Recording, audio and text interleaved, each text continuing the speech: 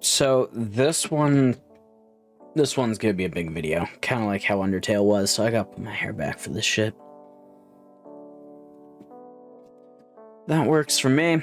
So I want to talk to you guys about a game that broke my heart, and I should have seen it coming at least a little bit, but I didn't want to. I wanted to believe in the game itself, and that was my mistake. But before I can actually talk about that game, I have to talk about two genres. Well, one genre, one game. Let's start with racing.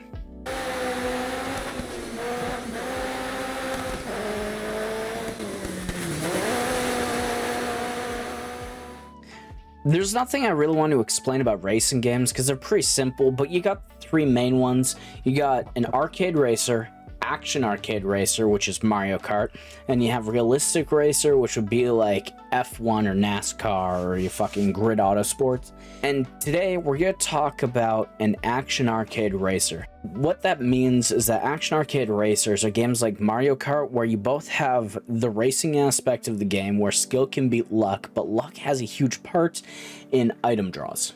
How arcade action games work is that there's a random draw, and the worse you do in the race, the better the items you get. And this blue shell, I got it while I was in 6th place, threw it, and it shows it hits the person in 1st place, so you have a chance to at least make up to it. So the further they are in 1st place, the closer you can get to actually racing with them again, and that's how it balances out those with skills and those with luck.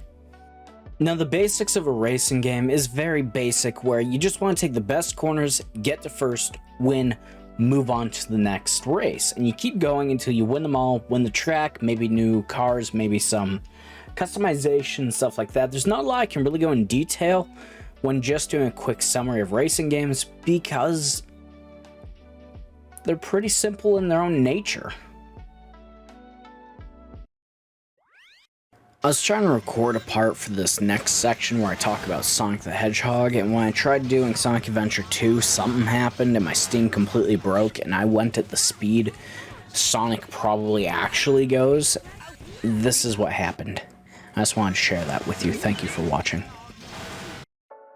The most basic rundown version of explaining what this is Sonic the Hedgehog, and he's a hedgehog that goes really fast. And for every Sonic game, there's been a lot of Sonic games, but every one, the goal is to get through the level as fast as you can, collect as many rings as you can, kill as many enemies as you need to, and get the highest points possible, which wasn't added until like Sonic Adventure 2, but like you saw what happened there. Your goal is to get everything as fast as you can, get to the end, and get the highest score you can quickly, and you're rewarded for actually having map knowledge and studying it in the original games. In the newer games, it's based on reaction time, which is fantastic, and I love playing them.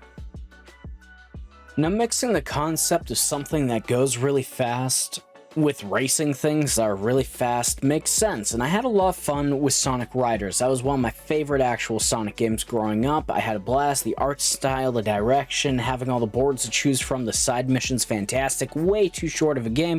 You can beat the whole game in 40 minutes, and the side missions, if you add those, maybe 2 hours in total. But that's not the game that really picked up speed and got a lot of love. It did, but then they threw everything down the window. Down the window. Down the toilet, out the window. They did both of those. But Sonic Racing, they call it the same thing. I want to talk about it. But it was Sonic and All-Stars Racing, and then they added on to that with the sequel Sonic and All-Stars Racing Transformed. That's the game I want to talk about today, and I know it took us a while to get here, but that's what we're talking about today. I'm not threatening you. I don't actually know why I did that, and I've been having a hard time actually recording this video. I've been very tongue-tied. I can't explain it. It's been a long process. Sonic and All-Stars Racing Transformed.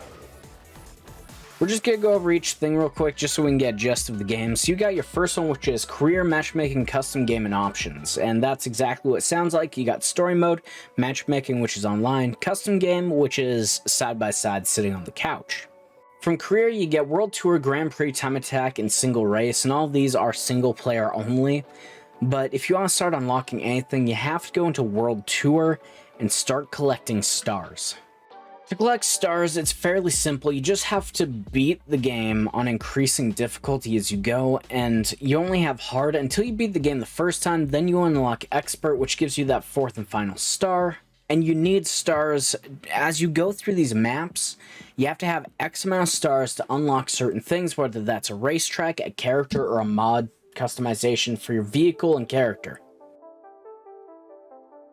Now, this game has a surprisingly deep racing mechanic, and you wouldn't think it, but it has both skill and luck. For luck, they have items that you can get no matter what position you're in. You have better luck for better items at the back, of course, but you're not limited to only coins and bananas like in Mario Kart. And the drift mechanic, the longer you're in the drift, the better you can hold it, the sharper the angle, the bigger the boost you're going to get when you finally stop that drift, and you can chain drifts together to get an even larger boost.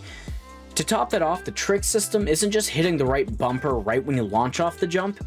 You actually have to do tricks by hitting the joystick left, right, up, or down to be able to do the flip that would let you get a boost from that trick. And the more tricks you can pull off, the bigger the boost. Problem is, if you have bad timing, you're going to crash and you lose a lot of speed and you lose your position fast. This game is meant to be fast, and if you can't keep up, you're not going to have a lot of fun at first. Now, the biggest gimmick of this racing game is the transformations, hence the All-Stars Transformed, and with the maps they chose for this game, they actually did a lot with it. This is the perfect map for me to demonstrate. So the first thing you got is the Harrier version, where you actually go off and you become a plane. You have a flight mode. Flying is always going to be a little bit faster than driving and being a boat. Being a boat, you have a lot more versatility and a lot more paths to go from, because you can't just be held to a straight track. It doesn't work that way. They take it straight out of Wave Ocean, which is an older game of Sega's that they did, and it's fantastic how they handled it, because if another player lands after a jump hard enough, you can go off of their waves and do another trick. While being in a plane, it's hard to be hit by items as well, but you can't hit them. And this whole race, no matter how hard I tried, I could not get first place, because it is hard on expert, which is a given, but like, you know what I mean. Now, this is the real reason I want to talk about this game, okay? So, if you look, it shows you, when you start the game, you have nothing unlocked. You have maybe 7 characters in total here, and that's it. So you have to play through the whole story and every dialogue and every piece, and to unlock most of them, you have to play it a second time on expert mode, which, as you saw, is fucking hard. And that was me just trying to do it for a video, just one single race. There is a lot of races in this damn game, dude. I did everything I could, and I did the time trials, I did the Grand Prix, I did everything. I did an 18-hour stream a few years back where I just unlocked and beat everything in the game except for the Steam achievements, because a lot of those are just multiplayer online, and I couldn't find enough friends to do that. And I want to talk about that. I want to talk about the unlocks, because this is what broke my heart. Ever since Sonic the Hedgehog 2, you've been able to go Supersonic mode without any issues as long as you got the Chaos Emeralds. And I was like, okay, that's pretty cool. And even certain games like Smash Bros. Or even Mario Tennis, you were able to go into Supersonic mode without having to collect the Chaos Emeralds. Sonic Rise, if you 100% the game with all the side missions, you were actually able to use the Chaos Emeralds to board, and using that alone, you'd be able to go in Supersonic mode. So even in that racing game, you had Supersonic. So I was excited. Now, I still like unlocking characters. I like the unknown of video games. That's why I like actually exploring in video games and not playing by a walkthrough or anything like that. So I spent the time 100%ing everything I could in this game that would let me to unlock every character. I had one character left to go. I had that screen on me for a long time, and I finally unlocked it, and I was so excited. I thought maybe it'd be Supersonic. It didn't have to be great stats, but at least to show, hey, you did it. You did it. You can play with your friends as Supersonic to say, I beat this game. And I was excited. I was ecstatic. And then Sonic broke my heart. It hit me with a congratulations stream. I got an achievement. You unlocked every character. I looked at the stats, and they were some of the worst stats in the game. And I was okay with that, as long as it was Supersonic. I don't know why I didn't expect it, but it broke my heart by giving me this vibrating menace. This game broke my heart, but only because I was too stubborn to look up who the last character is or who the characters that I could unlock were, and I wanted to experience it myself. But overall, this is probably one of the best arcade racing games. Well, this is probably one of the best arcade action racing games that I've played, and I would suggest playing it with all your friends. The servers are still active, they kept it up, and if not, if you still can't, it still lets you do local play, and you can still play with your friends that way over Steam. They let you do that. So I'd say pick up this game if you have a chance. I love playing this. I keep trying to bug people to play it with me, but you saw how I race. Come at me, bro. I'd probably give this game a 7 out of 10, honestly. I recommend it to everybody. Thank you for watching, and I'll see you guys in the next video.